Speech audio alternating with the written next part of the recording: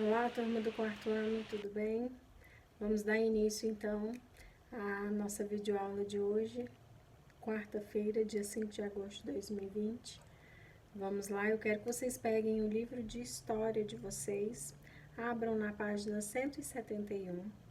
Nós iremos falar sobre o ciclo do ouro, tá? Vamos lá.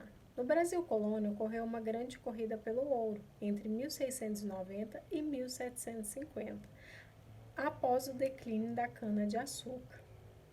E todos os que antes estavam nas regiões de engenho foram para as áreas mineradoras. Então, lembram que assim que o Brasil foi descoberto, eles queriam, riquezas, pessoal? Eles queriam achar ouro, eles queriam achar as riquezas se houvesse. Como eles não acharam, ficaram um tempo, depois começaram a explorar outras coisas, como por exemplo o pau-brasil, tentaram explorar outras coisas do nosso país. E depois teve a cana-de-açúcar e com o declínio, com a escassez, com a queda, da cana-de-açúcar, então eles conseguiram achar aí as áreas mineradoras onde tinha o ouro para eles explorarem. O período conhecido como ciclo do ouro corresponde à exploração do ouro como principal atividade econômica do Brasil colônia. As primeiras descobertas de metais preciosos na colônia não foram animadoras, pois tratavam-se de pequenas quantidades e a qualidade do ouro não era das melhores.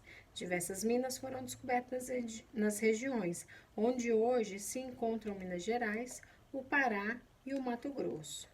A notícia de que havia ouro e diamantes no interior da colônia atraiu um grande número de pessoas vindo de outras regiões do Brasil e de Portugal. Nas minas de ouro e de diamantes, os escravos africanos constituíam a principal mão de obra. Eles passavam dias às margens dos rios garimpando e suas condições de trabalho eram péssimas. Muitos contraíram doenças e perderam a vida em pouco tempo de trabalho. Além dos escravos, só podiam trabalhar nas minas as pessoas autorizadas pelo rei. As demais que fossem pegas sem autorização eram punidas e tinham todo o seu material confiscado. O governo de Portugal cobrava muitos impostos dos colonos, visando seu lucro e o controle absoluto do ouro e de outros minérios e pedras preciosas. O chamado quinto, por exemplo, no qual 1/5 de todo o ouro arrecadado pelos mineradores, cerca de 20%, deveria ser pago ao governo. A corte portuguesa instalou ainda casas de fundição para onde os mineradores deveriam levar o ouro. Lá já seria retirado o imposto e o restante era fundido, transformando em barra e marcado com o símbolo da coroa portuguesa para evitar contrabando. A cobrança dos impostos e os abusos praticados pelo poder político de Portugal resultaram em muitos conflitos com os colonos. Dentre eles, podemos citar a Inconfidência Mineira. Por volta de 1800, as minas de ouro começam a se esgotar. Quase não havia o que ser explorado. Assim, grande parte da população começou a se dedicar à agricultura e principalmente ao cultivo do café. Certo? Então, vamos lá, pessoal. Vamos fazer aí as atividades das páginas 173, 174, 175 e a página 176. Vamos lá, deem um pause aí no vídeo, façam, respondam tudo e retornem para a gente fazer a nossa correção. Então, vamos lá. Para quem já fez, já despausou, vamos fazer a nossa correção.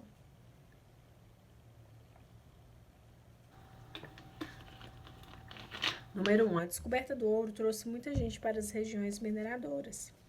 O que você acredita ter causado esse fenômeno, uma vez que as leis, condições e oportunidades de trabalho eram diferentes? Então, aí é uma resposta pessoal, O que vocês,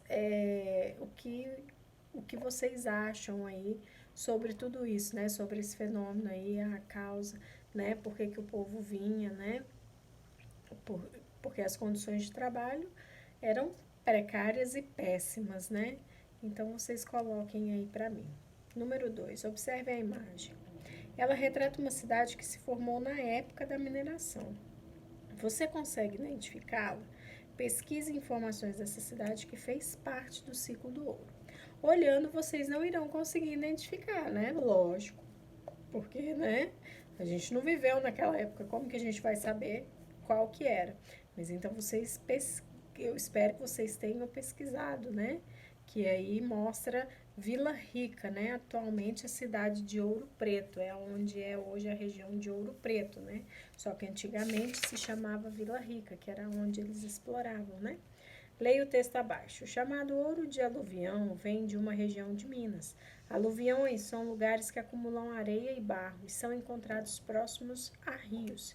As pepitas de ouro ficavam no leito dos rios e, para levá-las do barro que as cobria, separá-las de outros minerais sem valor. Uma peneira era o suficiente.